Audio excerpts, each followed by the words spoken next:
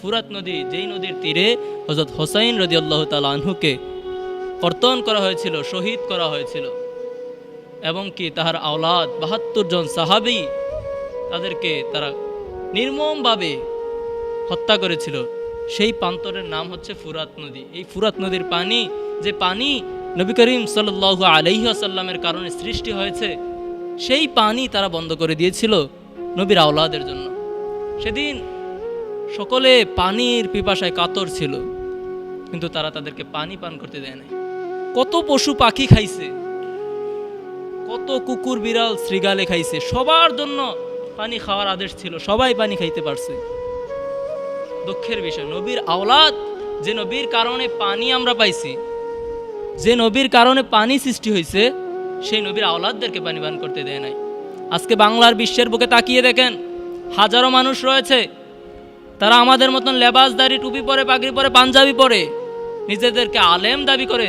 তারা আবার বলে ইয়াজিদ খুব ভালো মানুষ ছিল, তিনি ইয়াজিদকে বলে, ইয়াজিদ রহমাতুল্লাহ আলাই, তিনি ১০০ রাকাত নামাজ পড়তেন, তিনি খুব ভালো মানুষ ছিলেন। তারা ইয়াজিদকে নির্দোষ প্রমাণ করতে যাচ্ছে, অথচ সেই ইয়াজিদের কারণে, তার কথা শুনে তার সৈন্যবাহিনীরা ইয়াজিদ হোসাইন রাদিয়াল্লাহু তাআলা আনহুকে হত্যা করেছিল। বাংলাদেশে অনেক আলেম রয়েছে, ইয়াজিদের বাবা আমিরে মুয়াবিয়া রাদিয়াল্লাহু তাআলা আনহুকে কাফের বলতে চায়।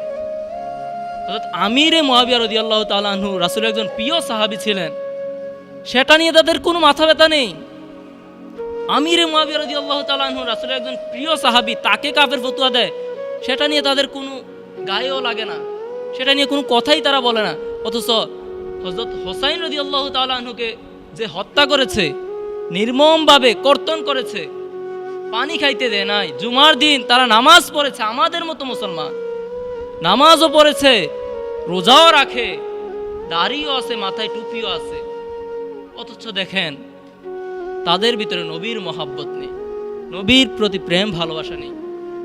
তারা নিজেদের মতো ইসলামকে প্রতিষ্ঠা করতে চেয়েছিল, সেই কারণে হযরত হোসাইন রাদিয়াল্লাহু তাআলা আনহু সে খেলাফত যেন না পায়, নবীর সঠিক ইসলামটা যেন আমাদের কাছে পৌঁছায়, তার জন্য হযরত হোসাইন রাদিয়াল্লাহু তাআলা আনহু নিজের জীবনটাকে বিলীন করে দিলেন।